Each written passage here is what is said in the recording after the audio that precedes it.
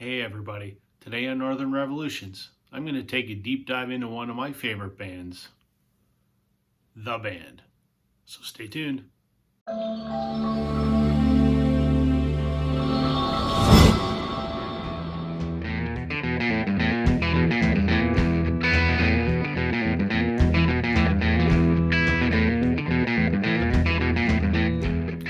vinyl community, welcome to Northern Revolutions. I'm Rob. What a great day today. It's opening day 2022, one of my favorite days of the year. My Jays are looking pretty good this year. What a hell of a home opener it was. We just beat the Rangers, so I'm a happy guy. We're not here to talk about baseball. We're here to talk about vinyl. Today I want to do a video. I want to talk about one of my favorite bands, The Band. It's a band I know a lot about, and this is a band that I've loved for ever since I got into music. So I'll do a deep dive on my band collection today and show you what I've got and talk about which ones I like and that kind of thing. So before I do that though, if you could do me a favor and hit that like button, I'd really appreciate it if you hit the subscribe button if you're not already a subscriber. If you are, thank you very much. I appreciate your support. And also don't forget that bell notification icon to let you know when I've uploaded something new. So I want to talk about the band. Their catalog can be a bit confusing considering that they did a lot of work as The Band and they did a bunch of stuff as Bob Dylan and The Band. So I've got pretty much all of it. So let's talk about it today. So the first one I want to show you is one that a lot of people probably may not be familiar with. And this is where the story starts. This is Ronnie Hawkins, Mr. Dynamo. This is Ronnie Hawkins and the Hawks. So before the band became the band, they were Ronnie Hawkins' backup band, and they were called the Hawks. Now, on this very early incarnation of the Hawks, the only member of the band that is in the Hawks is Levon Helm, the drummer. So Ronnie Hawkins was born and raised in Arkansas. So was Levon Helm, hired Levon as his drummer. When Ronnie decided to move to Ontario, in the Toronto area, the only Hawk that came with him was Levon, and essentially the rest of the positions in the band were filled by local musicians from southwestern Ontario, and those would be the guys that make up the band. Robbie Robertson, Garth Hudson, Richard Manuel, and Rick Danko. But this is where I like to say that the history of the band starts. This is Ronnie Hawkins and the Hawks, but the only member of the band is Levon Helm. It's an interesting record. I would be honest that I don't listen to it very much. I have it more for its historical significance more than anything else. So this came out in 1960. By 1963, the group that we know as the band, that would become the band, parted ways with Ronnie Hawkins over essentially creative differences. They wanted to start performing their own material. So they toured as Levon and the Hawks, and then just the Hawks, and then eventually they named themselves the band. How that transpired is in 1965, Bob Dylan needed a backing band for his US tour, and he hired the band. And this was the tour that the first time that Dylan went electric, which shocked a lot of folks. And then he subsequently hired them in 66 as well for his world tour. In 1966, Dylan was injured in a motorcycle accident, and he went to his home, I believe, that was in Woodstock, New York, to recuperate. And the band went with him and moved into the house that we all know now as Big Pink. But in those early days, as Dylan was trying to recover and heal from his injuries from that motorcycle accident, they did a lot of jamming and a lot of recording. And the end result of that was a whole series of songs that were recorded in 1967, but this album actually wouldn't be released until 1974. but I'm showing it because from a recording standpoint, this makes sense. And this is the Basement Tapes with Bob Dylan and the band. This is a really interesting record. I will be honest that I'm not, this may be blasphemous to say, I'm not a giant fan of Bob Dylan. I appreciate how massively important he is in music. Most of his stuff doesn't appeal to me that much. So, I like the stuff the band does on here. Not wild about the stuff that Dylan does on here. But it's still, on the whole, it's still a really, really good record. So I've got this, which is an original pressing from 1974. And then it was also repressed by Mobile Fidelity. This is one of the limited edition numbered copies. Around that same time, the band was working on some original material, and they also recorded a lot of songs that were written by Bob Dylan. And in 1968, they released what most people consider, their signature album, and that's Music from Big Pink. You may not know this album. That cover was painted by Bob Dylan. It's a very, very good record. That's Big Pink there, the house that they lived in. This is a fantastic record. There are some songs in here which are phenomenal. For example, The Weight, which is probably the song the band is best known for. That's a Robbie Robertson song. Tears of Rage, Chest Fever, This Wheel's on Fire, which was co-written by Bob Dylan. I Shall Be Released, which is amazing. That's a Bob Dylan song that they recorded. This is an original pressing from 1968. And I also have the Mobile Fidelity Sound Labs limited edition numbered version. Again, they both sound fantastic. Generally regarded as the best album the band ever did. Not my favorite though.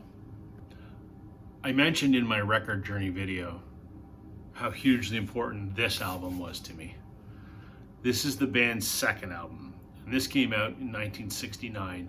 A lot of people call it the Brown Album. This, to me, is one of the albums that really shaped who I am as a music fan. I absolutely love this record. The hits that are off of here, not as many as the previous, but I mean, Up on Cripple Creek is the other one that is as synonymous with the band as The Weight is, I think. Also, The Night They Drove Old Dixie Down, Across the Great Divide. I could go on. I mean, this is just such a fantastic, I think this really defines the roots rock genre, or Americana, even though 4 out of the 5 members of this band are Canadian. Just in my mind, this is the sound when I think of the band. Very similar to the sound of the songs from Big Pink, but these are all Robbie Robertson songs, whereas the other album is partially Dylan, partially Robbie Robertson, and some of the other guys in the band. So this is an original pressing from '69, and of course, I've got a limited edition numbered Mobile Fidelity pressing as well. After the success of their tours for their self-titled album, and before that Big Pink, they recorded this album, Stage Fright. And sort of by all accounts, this was sort of their grappling with their newfound success, if you will. Great record. Thematically, it's a lot darker.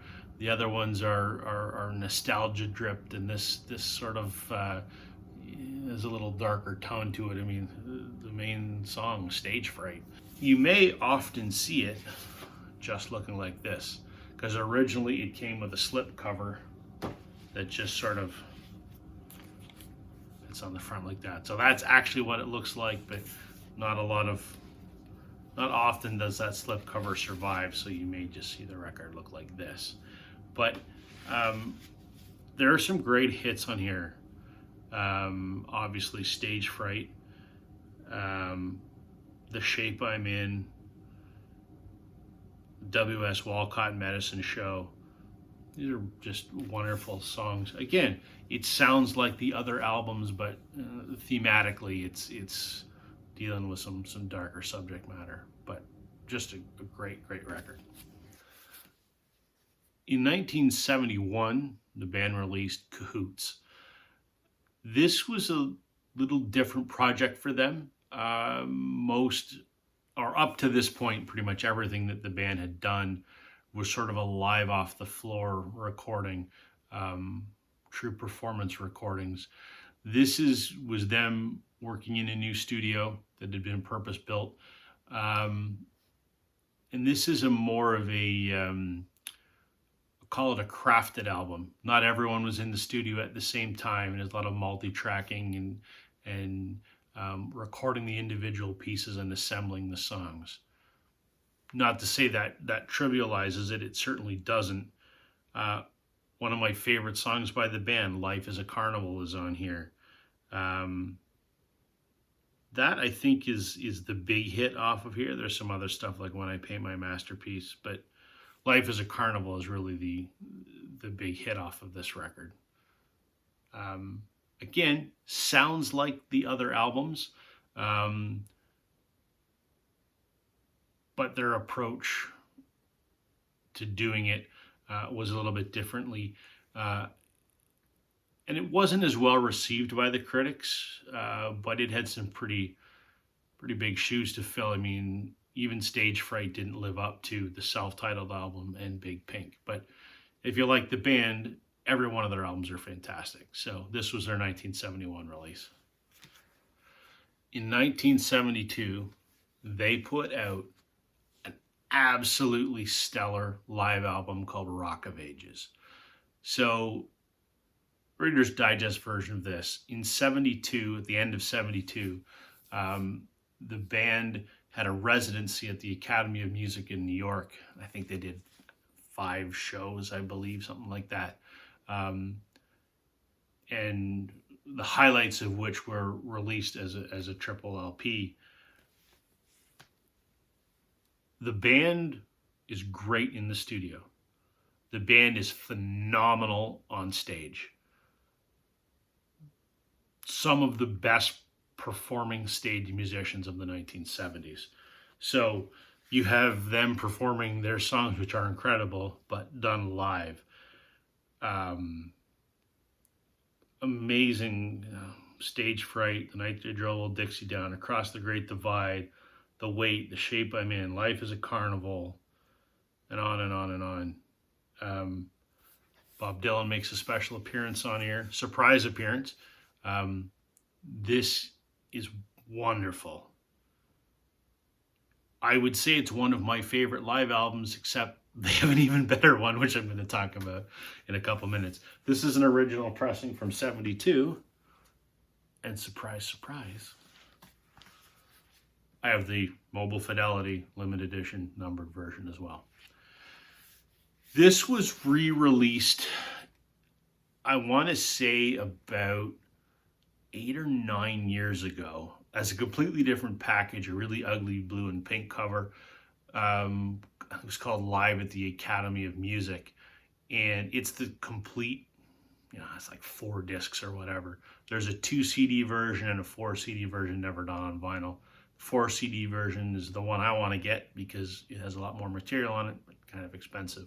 In 73, the band released what I kind of think of as a disappointment, and it's this album. You may recognize it, though, as this album, Moondog Matinee. The cover actually looks like this. It's a slip cover that comes off. Most of the time when you're crate digging, you'll find it like this because most of these Slip covers really haven't survived, but I'm thankful to have this one.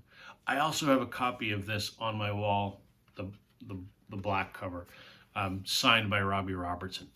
I'll stick a picture here somewhere. I think this is a disappointing album, and I think a lot of critics do too. This is an album completely of covers. As Levon Helm has said in his autobiography, there was a lot of infighting in the band at this point in time, and they just were not in a mood to create an album of original material. So the idea was that they wanted to do an album that was similar to the sets that they used to perform before they became famous. Does this succeed? Not really. I mean, it's fine. And it had been any other band, you'd probably think it was good. But when you hold this up against everything else that they've done up to this point and the stuff they do after this, it's not even in the same ballpark. Following year, the band released an album with Bob Dylan. Actually, it was a Bob Dylan album, and they were his backing band. It was called Planet Waves. I don't have it. It's the one album by the band that I don't have yet. It's easy to find. I just haven't picked it up for whatever reason. That was recorded and released in 74. Also in 74, the band and Bob Dylan did a co-headlining tour. And that tour was captured on this live album called Before the Flood. It's good. It's really good. Again, like I said, everything that the band does live is amazing. 2/3 of this album is Bob Dylan, and 1/3 of this is the band. They sort of take turns. Dylan, the band, Dylan, the band, even though the band backs him through the whole concert. But it's very good. I mean, there's some great Bob Dylan tunes on here. Knocking on Heaven's Door, Lay Lady Lay, All on the Watchtower, Like a Rolling Stone, Blowing in the Wind, Highway 61 Revisited, all big Bob Dylan hits you'd know. And the band also does their share of hits. Cripple Creek, I Shall Be Released, Light the Drove Dixie Down, Stage Fright, The Wait. If you like Bob Dylan and the band, I mean, this, you can't go wrong. You can't go wrong with anything the band did, but this is the weakest of the 3 live albums, and this is still very, very good. In 75, they released Northern Lights, Southern Cross. Not an album I listen to a lot. However, there are 3 songs on here which are phenomenal. Acadian Driftwood, It Makes No Difference, might be my favorite song by the band. And then Ophelia, which is, I mean, one of their biggest hits ever. I don't know. I'm just sort of indifferent to this album. It's good. It's just not one that I put in my heavy rotation. But 3 absolutely amazing songs in this record. In 77, they released their last studio album, which is called Islands. This was to fill their contractual obligation to the record label. And it kind of shows. It's not wonderful. Yeah, the only song here that I actually think is a real standout. It's actually a Christmas song. It's called "Christmas Must Be Tonight," which is I think one of the best contemporary Christmas songs ever. I think this was kind of an afterthought with them. They just wanted to get it done and get it out. So, not a stellar record by any means. This brings us to a release that came out in 78. I think this is and I've shown this a couple times on my channel in other videos. I think this is the greatest live album ever made, The Last Waltz. This was actually recorded in 76, Thanksgiving 76 in San Francisco. This was their farewell. This was, I won't get into whether it was supposed to be or not, but this was the end of the classic lineup of the band. This was their farewell performance. It was them with 5,000 people having a Thanksgiving dinner, and they were the entertainment. And they brought all of their famous friends, Neil Young, Eric Clapton, Ronnie Hawkins, Bob Dylan, Joni Mitchell, Dr. John, Muddy Waters, Neil Diamond, Paul Butterfield. The list goes on and on and on and on. Wow. Martin Scorsese even made a movie of this. This is the best live album ever recorded. It's phenomenal. That's an original 78 pressing. And I also have the first Record Store Day release of this album, which was a numbered version from, I don't know, 10 years ago or so. The band would reunite in the 90s, late 80s, early 90s, without Robbie Robertson, and they would put out 3 more studio albums. None of them are on vinyl. Well, Jericho is on vinyl, but it's impossible to find. I have it on CD. It's actually really good, surprisingly. The others, not so much. But I'm not going to talk about them today because this is a vinyl channel, so I'm talking about vinyl. I've got 2 other records I want to show you, and these are, I guess, bootlegs. So the first one,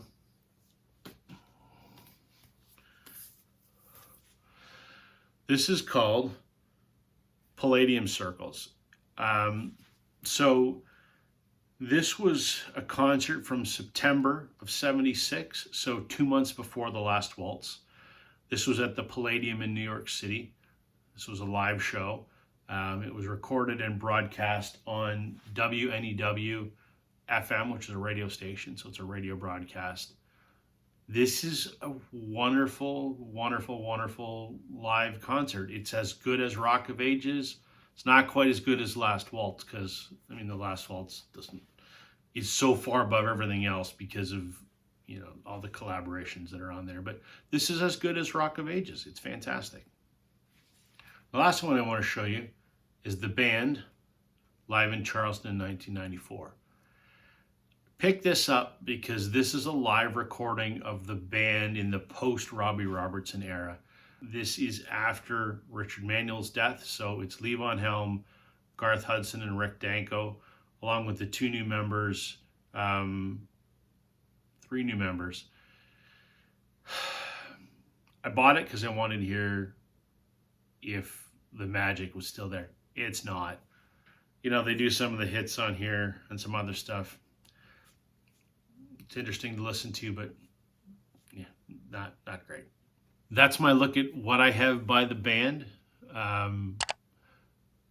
If you want to listen to the band, I mean, I would certainly start with the self-titled album, or Music from Big Pink, or The Last Waltz, which is incredible, or Rock of Ages. I mean, with any of those, you can't go wrong. They've got some greatest hits out as well, which are phenomenal. So that's all that I have today, everybody. Thank you for watching. Let me know in the comments if you like the band, which one of these albums you like, or if you've never heard of them before, give them a shot and let me know what you think.